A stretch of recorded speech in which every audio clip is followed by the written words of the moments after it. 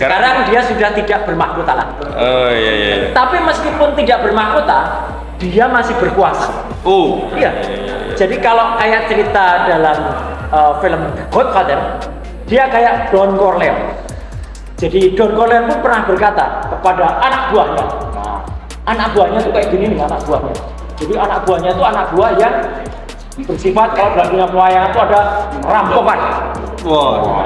Jadi ini kelompok yang kemudian selalu bersama-sama kemana-mana membuat resah. Nah, tapi ternyata di balik ini sebelum dia tidak berkuasa lagi, ya, dia kemudian sempat bilang pada anak buah tadi, saya memang nanti sudah tidak berkuasa, tapi saya tetap menguasai. Luar biasa. Kenapa? Karena di belakang Petro, ini ada buto rambut geni. Ada raksasa yang berambut api. Nah, inilah kalau orang kemudian menyebutnya sebagai oligarki. Jadi buto rambut geni inilah sebenarnya yang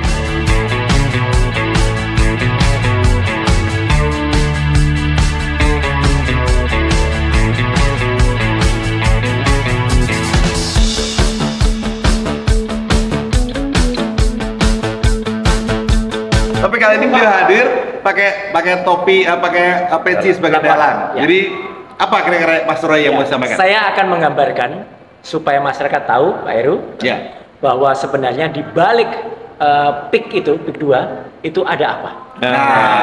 Akan saya gambarkan dengan melakukan kisah dalam dunia pewayangan. Wah, ini dia nih, seru nih. Bumi gunjang-ganjing, langit kelap-kelap.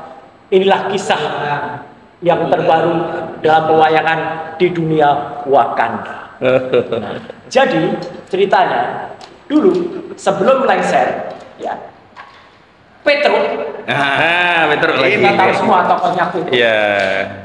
Dulu masih pakai mahkota Petro.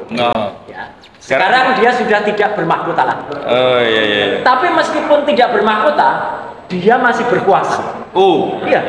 Jadi kalau kayak cerita dalam film The Godfather, dia kayak Don Corleone. Jadi Don Corleone pun pernah berkata kepada anak buahnya. Nah, anak buahnya tuh kayak gini nih anak buahnya. Jadi anak buahnya itu anak buah yang bersifat kalau dalam dunia pewayangan itu ada rampokan. Wow. Jadi ini kelompok yang kemudian selalu bersama-sama kemana-mana membuat resah. Nah, tapi ternyata di balik ini sebelum dia tidak berkuasa lagi, ya, dia kemudian sempat bilang pada anak buah tadi, saya memang nanti sudah tidak berkuasa, tapi saya tetap menguasai. Luar biasa. Kenapa?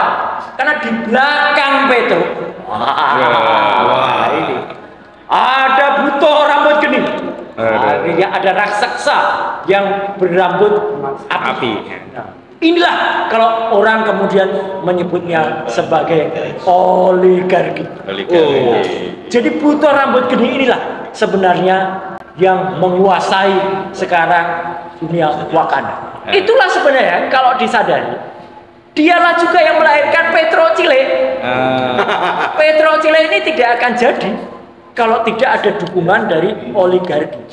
Kekuasaannya yang sangat besar waktu itu kemudian membuat Petro Chile ini bisa, dan Petro Chile senang sekali. Akhirnya dia tampil selaku orang nomor 2 di Indonesia. Dan harap diingat, sebelumnya pun sudah diatur supaya undang-undang DKJ itu menguasai tanah yang nanti Jakarta dan sekitarnya, termasuk Pantai Indah Kapuk 2.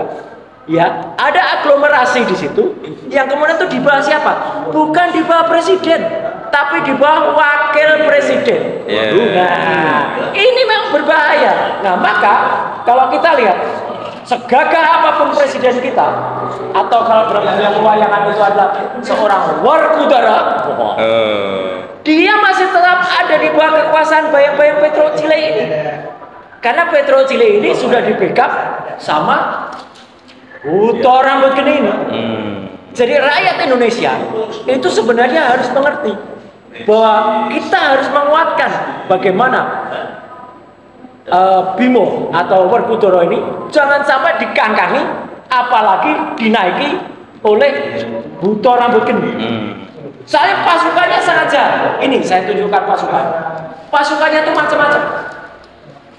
Bentuknya pun aneh-aneh. Mereka yang sekarang itu menyerang. Oh, buzzer-buzzer. Para buzzer pada orang-orang jahat. Sementara rakyat yang tadi digambarkan, penduduk asli PIK, ya kayak gini. Jadi lama-kelamaan mereka diserang terus, mereka ditipu, tanahnya yang harganya cuma dihargai 50.000, diserang-serang dan disikat. Tapi kemarin sebenarnya sudah mulai ada perlawanan. Ya. Ketika sebuah kecelakaan kecil yang kemudian melibatkan satu truk dan itu melindas penduduk dari daerah sana, kemudian rakyat mulai bangkit. Bakar. Apakah rakyat salah? Tidak. Karena apa? Itu adalah perlawanan murni dari rakyat melawan tokoh-tokoh jahat basar-basar ini, tokoh-tokoh jahat. Tapi itu mau dilakukan. Karena apa? Ini saya ingatkan. Kalau rakyat kemudian hanya diam saja, akibatnya apa? Rakyat mati. Mati.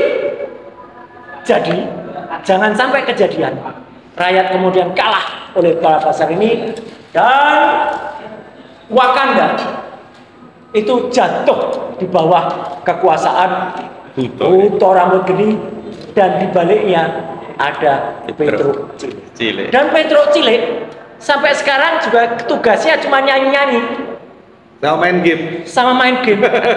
Meskipun dia nyanyinya sekarang sudah berubah. Rasa cemas, hidup berat, dunia gelap, fufu fafa, maksulin saja. Rasa cemas, hidup berat, dunia gelap, fufu fafa, maksulin saja. Bumi gonjang-ganjing, langit gelap-gelap.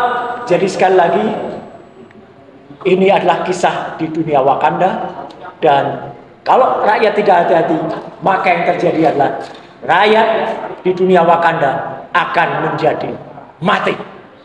Tancap kayon, selesai. Luar biasa. Masya Allah. Satu lagi. Ya, monggo. Dan di balik itu semua, ya, semua ini mengacu banyak produk-produk yang sekarang sudah juga dikuasai. Ketika kemarin Petro Cile ini membagi-bagi susu, itu mbok ya dipikir harusnya susu yang dibagi itu susu yang dibuang di Boyolali itu. Susu yang dibuang oleh para petani, peternak yang terbang. Kenapa malah beli susu kotak? Susu kotak itu susu impor banyak, dan dia adalah justru tidak kemudian menguntungkan kepada rakyat. Sama. Makanya nanti kalau nggak hati-hati, semua produk nasional akan berubah menjadi produk asing. Nah, inilah fufu fafa fried chicken. Terima kasih. Luar biasa.